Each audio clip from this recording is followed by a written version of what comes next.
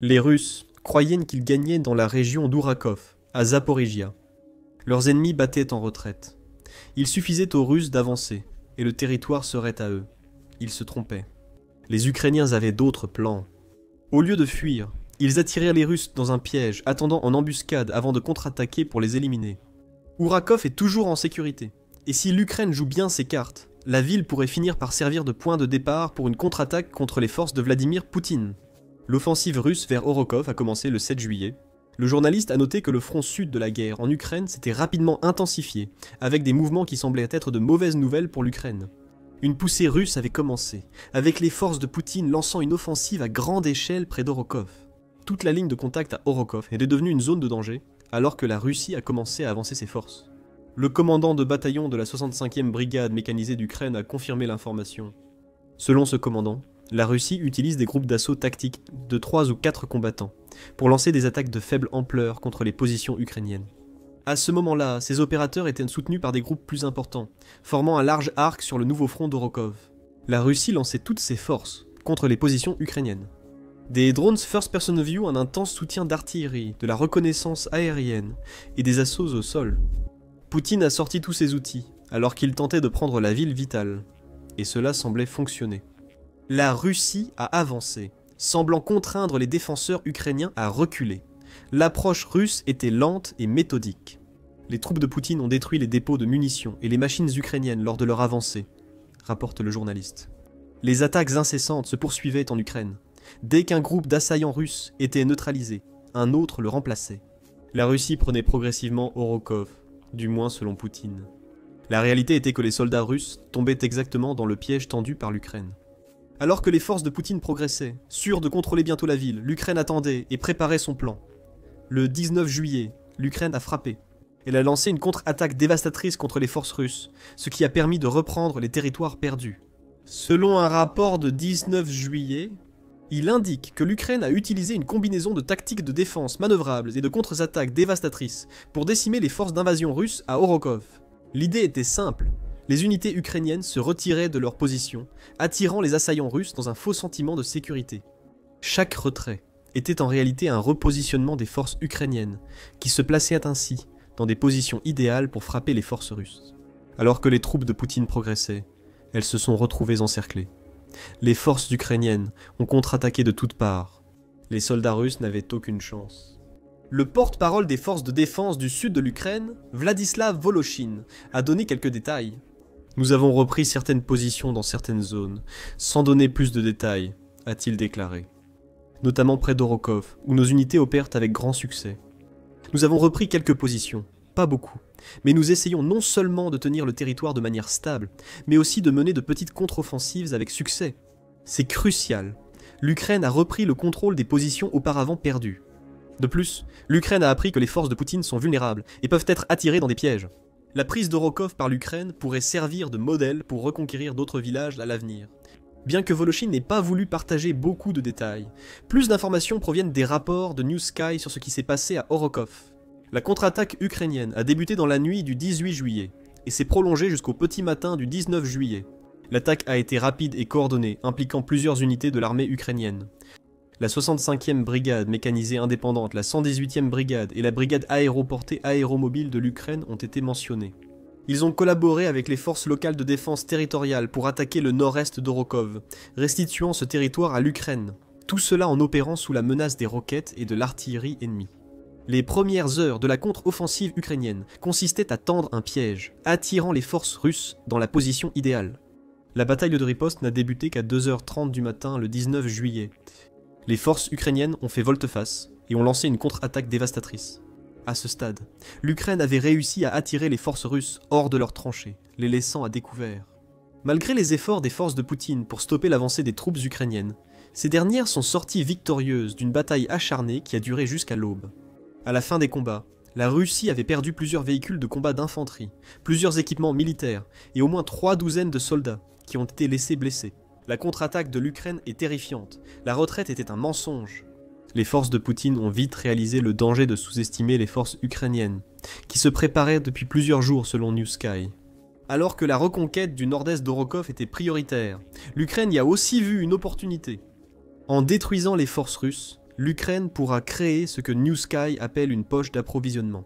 Cette poche permettra à l'Ukraine de faire tourner ses troupes dans la région et de mener des opérations de contre-batterie. La coordination a été la clé du succès de la contre-attaque. L'Ukraine a utilisé des drones Mavic avec des caméras thermiques pour surveiller les mouvements des troupes russes au-dessus d'Orokov. Ces quadricoptères ont également probablement joué un rôle clé en aidant l'Ukraine à attirer les forces de Poutine dans le piège. Selon New Sky, une fois les soldats russes en position, l'Ukraine les a attaqués avec des drones first-person view et de l'artillerie. Le rideau de feu a créé un écran de fumée, permettant aux groupes mécanisés ukrainiens d'avancer. Alors que les forces russes tentèrent de repousser les mêmes armes qu'elles avaient utilisées pour avancer à Orokov, l'Ukraine a frappé rapidement et violemment. Des attaques éclairs sur les flancs russes ont piégé de petits groupes des forces de Poutine dans des manœuvres en tenaille inévitables. Selon New Sky, l'Ukraine a utilisé Starlink pour faciliter les évacuations d'urgence et aider ses unités sanitaires pendant la bataille. L'entraînement a été la clé du succès de la contre-attaque. Les opérateurs ukrainiens avaient appris à utiliser leur drone first-person view pour mener des attaques kamikazes contre les unités mécanisées russes. Combinés au système de défense aérienne portable, missiles anti-aériens portatifs qui empêchaient la reconnaissance aérienne russe, ces drones ont eu un impact considérable. New Sky affirme également que les opérateurs de drones ukrainiens ne cessent de s'améliorer. Les unités de drones du pays partagent leurs expériences et informations après chaque bataille, et apprennent même en ligne comment optimiser l'utilisation de leurs drones. Cette formation rend les forces ukrainiennes plus affûtées et mieux informées. Comme vu à Orokov, cette formation permet à l'Ukraine de lancer des assauts dévastateurs contre les forces russes. Quand nous disons dévastateurs, c'est réellement le cas. Selon New Sky, les chiffres officiels indiquent que l'Ukraine a facilement vaincu les forces russes, mais n'est pas sortie indemne du conflit. 7 de ses soldats ont été blessés après avoir tendu le piège d'Orokov, et un malheureux soldat a perdu la vie lors de l'assaut. Mais les dégâts infligés aux forces de Poutine ont été bien plus graves. En plus de la trentaine de pertes russes que nous avons mentionnées plus tôt, l'Ukraine a réussi à détruire 5 véhicules blindés, dont un char et plusieurs drones first-person view russes. Actuellement, les habitants d'Orokov aident les défenseurs ukrainiens à nettoyer les cours, localiser et évacuer les blessés, et même donner à l'Ukraine des infos pour de futures frappes. Poutine sera furieux, le nord-est d'Orokov devait lui revenir. C'est l'impression qu'il aurait eue depuis le 7 juillet lorsque ses forces ont commencé leur avancée dans la région. Pendant près de 12 jours, la Russie avançait, et l'Ukraine reculait, ce qui aurait plu à Poutine. Les rapports quotidiens de la ville annonçaient une victoire russe inévitable. Puis l'Ukraine a tendu son piège. En une nuit, la Russie a perdu des dizaines de soldats, et le contrôle du nord-est de la ville. L'Ukraine a contrecarré les plans de la Russie qui tentait depuis près de 2 semaines de remporter ce qu'elle pensait être une victoire. Mais tout cela nous amène à la question clé. Pourquoi Orokov est-il si important ? Nevsky suggère qu'Orokov est bien plus qu'un simple village ou une ville sur une carte.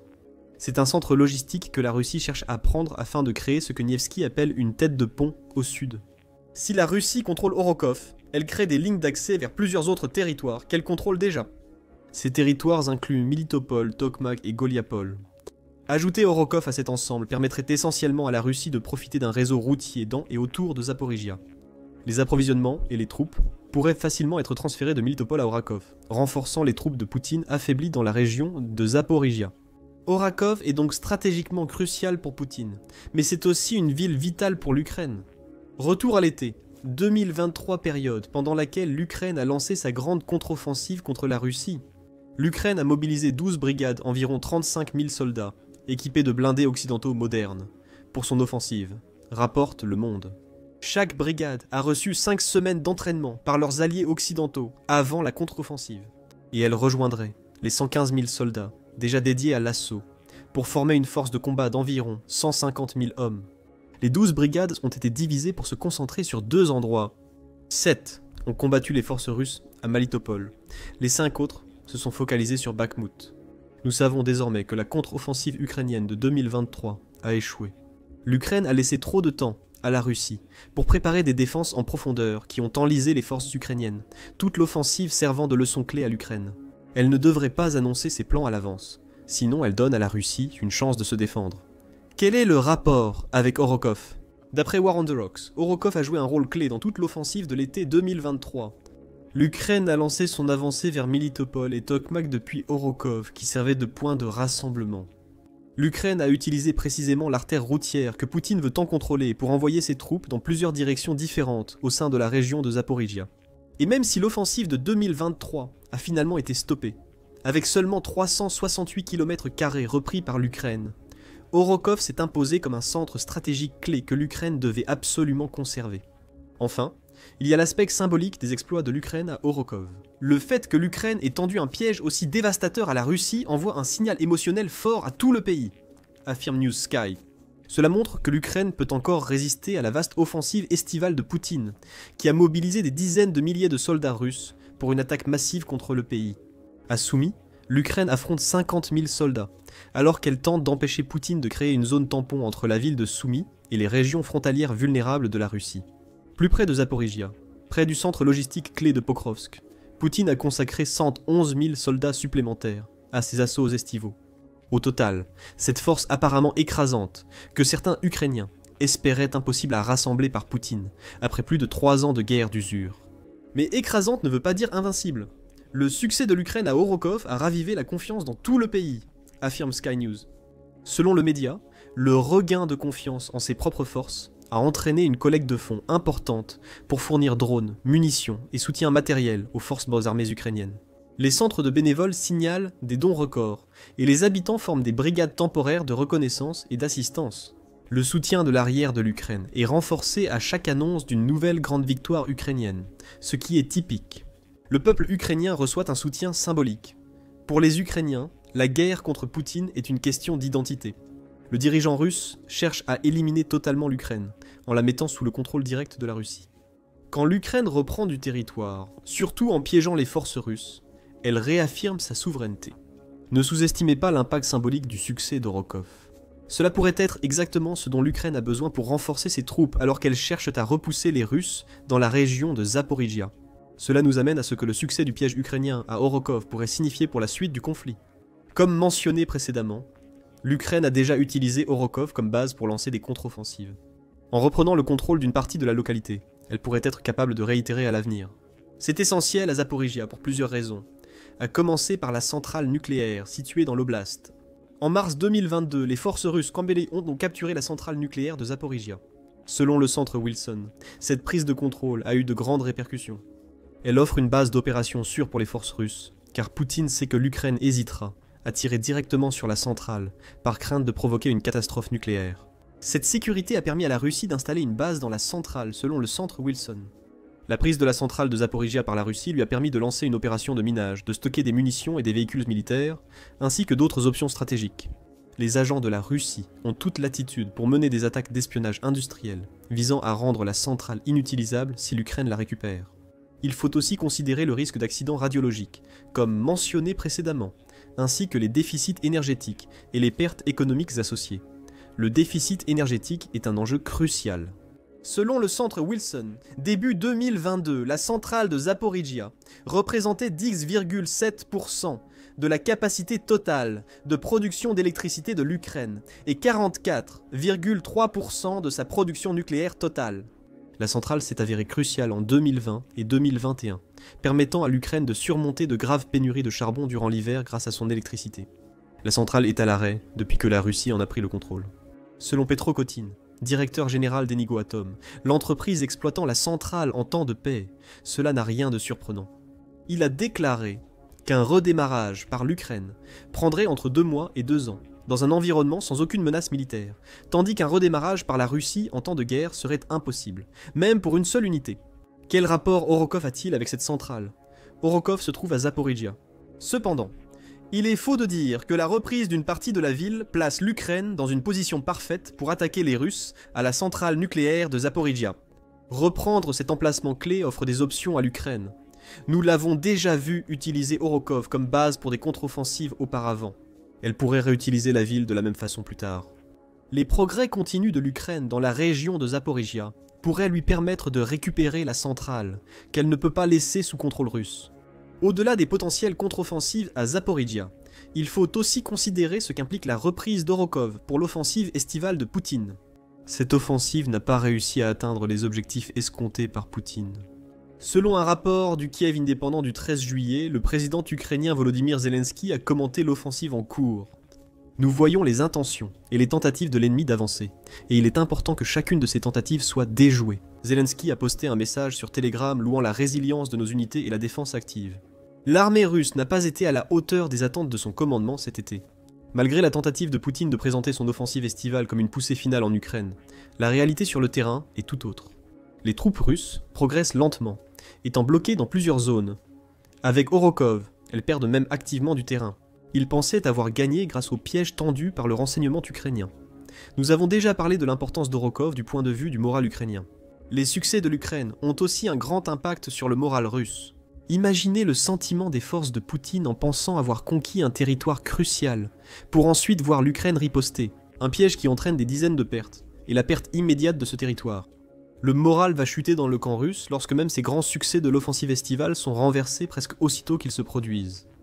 Enfin, il y a l'aspect civil des exploits de l'Ukraine à prendre en compte. Selon Sky News, la vie sous une pluie d'obus est une autre facette des combats près d'Orokov. La population a au moins diminué de moitié depuis le début de l'année. Les écoles et les hôpitaux fonctionnent dans des abris souterrains. La crise humanitaire à Orokov reflète la situation dans toute l'Ukraine. Poutine cible les civils avec les attaques dévastatrices de la Russie, causant la perte de milliers d'Ukrainiens ordinaires. Statista indique que la période du 24 février 2022 au 31 mai 2025 a vu les frappes russes tuer 13 341 civils ukrainiens, avec 32 744 autres blessés. En juin 2025, Poutine semble avoir intensifié ses offensives contre les Ukrainiens. Le 10 juillet, la mission de surveillance des droits de l'homme des Nations Unies en Ukraine a rapporté que les pertes civiles en Ukraine ont atteint un niveau record en 3 ans au mois de juin. Cela était le résultat du fait que la Russie a lancé 10 fois plus d'attaques de missiles et de munitions rôdeuses contre l'Ukraine que durant le même mois l'année précédente. En juin 2024, 232 civils ont été tués et 1343 ont été blessés. Pour l'Ukraine, le meilleur moyen de protéger les civils est de contrôler le territoire visé par la Russie, comme c'est le cas actuellement à Orokov. Les troupes de Poutine persisteront à viser les habitants restants dans la ville dévastée par le conflit. Cependant, le piège dévastateur tendu par l'Ukraine lui a permis de gagner du temps pour évacuer les civils, les protégeant de la mort et de la destruction infligée par les forces russes. Orokov devait symboliser un succès crucial dans l'offensive d'été russe. Cela s'est transformé en une nouvelle humiliation pour Poutine, ses forces étant tombées aveuglément dans un piège tendu par l'Ukraine. Les nouvelles s'aggravent pour le président russe, et la situation ne fait qu'empirer. Un ancien allié de Poutine et ancien premier ministre de la Russie affirme que Poutine, désespéré, capitulera dans un an, alors que son économie et ses forces s'effondrent. Apprenez-en plus dans notre vidéo, et abonnez-vous à l'émission Militaire pour d'autres reportages sur les derniers développements du conflit en Ukraine. Et comme toujours, merci de nous suivre.